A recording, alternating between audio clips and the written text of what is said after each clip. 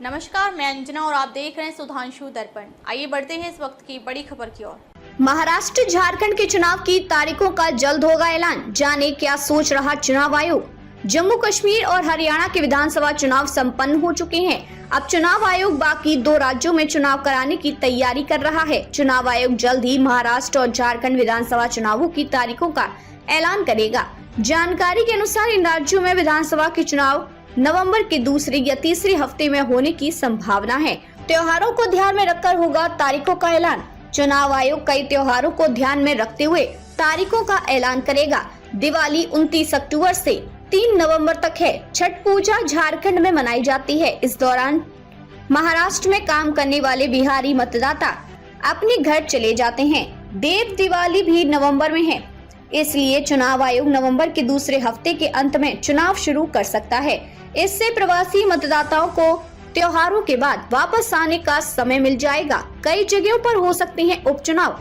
इन चुनावों के साथ साथ 45 से ज्यादा विधानसभा सीटों और वायनाड और वशीरहाट लोकसभा सीटों पर उपचुनाव भी हो सकते हैं।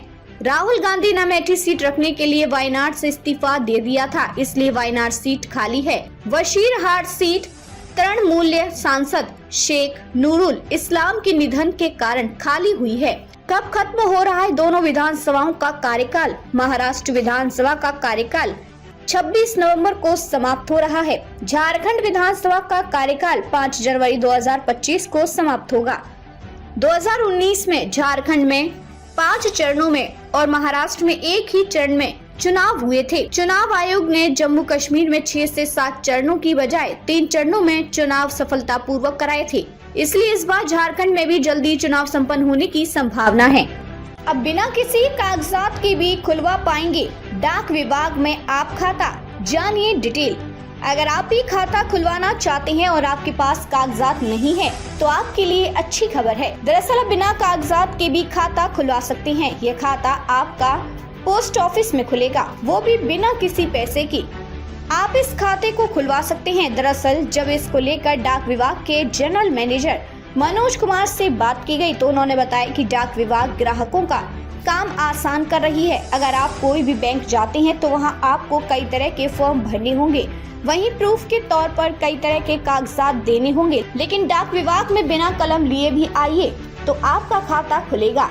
उन्होंने बताया कि सिर्फ आपको अपना आधार नंबर याद रखना है और अंगूठा लगाना है और एक मोबाइल नंबर याद रखना है, आपका खाता खुल जाएगा। आपको इसके लिए न जेब में पैसे रखने हैं और न किसी कागजात की आवश्यकता पड़ेगी। खाली हाथ आए और खाता लेकर जाएं। इस क्षेत्र में खुले हैं 70 लाख खाता। वहीं उन्होंने बताया कि इंडियन पोस्ट ऑफिस बैंक की यह स्कीम भागलपुर, बांका समेत सीमांचल क्षेत्र में काफी लोकप्रिय है। पूरे बिहार में इस क्षेत्र में करीब 70 लाख खाता खुला है। यहाँ लोग 200 रुपए स्कीम वाली भी खाता खुलवा रहे हैं। उन्होंने बताया कि यहाँ 2 स्कीम है, एक में आप 200 रुपया जमा कर खाता खुलवा सकते हैं तो एक में आप 0 बैलेंस पर खाता खुलवा सकते हैं। आप अपनी नजदीकी पोस्ट ऑफिस में खाता खुलवा सकते हैं। वहीं उन्होंने बताया कि जारी बैलेंस वाले खाते में 10,000 के बाद चार्ज कटने लगता है, लेकिन 200 रुपए वाली में नहीं कटती है, इसलिए इसको लोग अधिक खुलवाते हैं। मनोज कुमार ने बताया कि इसमें आपका पैसा सुरक्षित रहेगा। इसमें कोई पिन रहता नहीं है जो दूसरा आपको निकाल लेगा।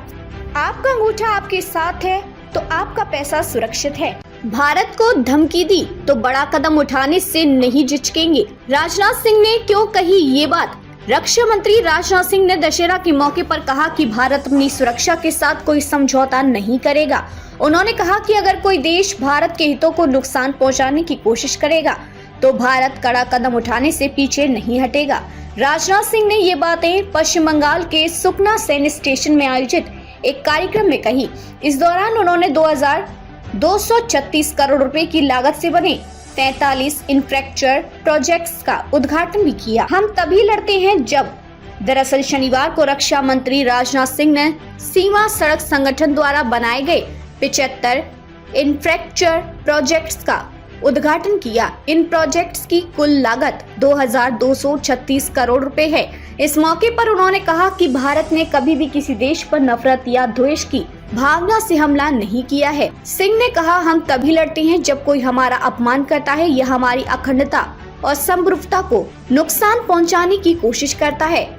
जब धर्म, सत्य और मानवीय मूल्यों के खिलाफ युद्ध छेड़ा जाता है। शस्त्र पूजा एक स्पष्ट संकेत। रक्षा मंत्री ने कहा कि हमारी विरासत है, हम इस विरासत को बचाए रखेंगे। हालांकि अगर हमारे हितों को खतरा होता है तो हम एक बड़ा कदम उठाने से पीछे नहीं हटेंगे।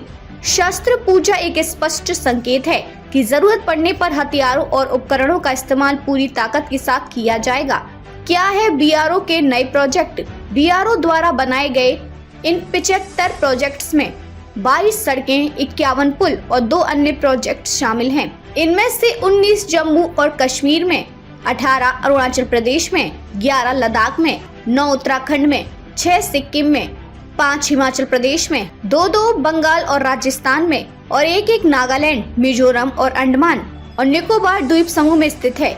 इन 75 प्रोजेक्ट्स के साथ ही बीआरओ ने इस साल कुल 111 इंफ्रास्ट्रक्चर प्रोजेक्ट्स को पूरा कर लिया है। इनकी कुल लागत 3,751 करोड़ है। पूर्वोत्तर के राज्यों को मजबूत करने के प्रोजेक्ट शनिवार को उद्घाटन किए गए। प्रमुख प्रोजेक्ट्स में से एक सिक्किम में रणनीतिक रूप से महत्वपूर्ण कुपोप शेरथांग रोड है। यह रोड जवाहरलाल नेहरू मार्ग और जुलूक अक्ष के बीच एक महत्वपूर्ण कड़ी के रूप में काम करती है। यह सेना के जवानों और उपकरणों को अग्रिम इलाकों में ले जाने के लिए एक वैकल्पिक मार्ग प्रदान करती है। सिंह ने कहा कि ये प्रोजेक्ट्स रणनीतिक कारणों से सीमावर्ती बुनियादी ढांचे को मजबूत करने के साथ साथ इन क्षेत्रों, खासकर पूर्वोत्तर के सामाजिक आर्थिक विकास को सुनिश्चित करने के लिए सरकार के अटूट संकल्प का प्रमाण है।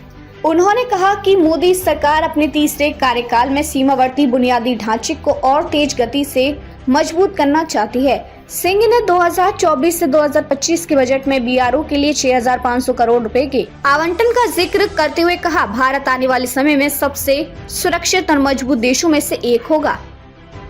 प्रधानमंत्री द्वारा आवंटित फ्लैटों को ब्लैक में बेचा जा रहा। आपके आरोप पर मचा सियासी घमासान।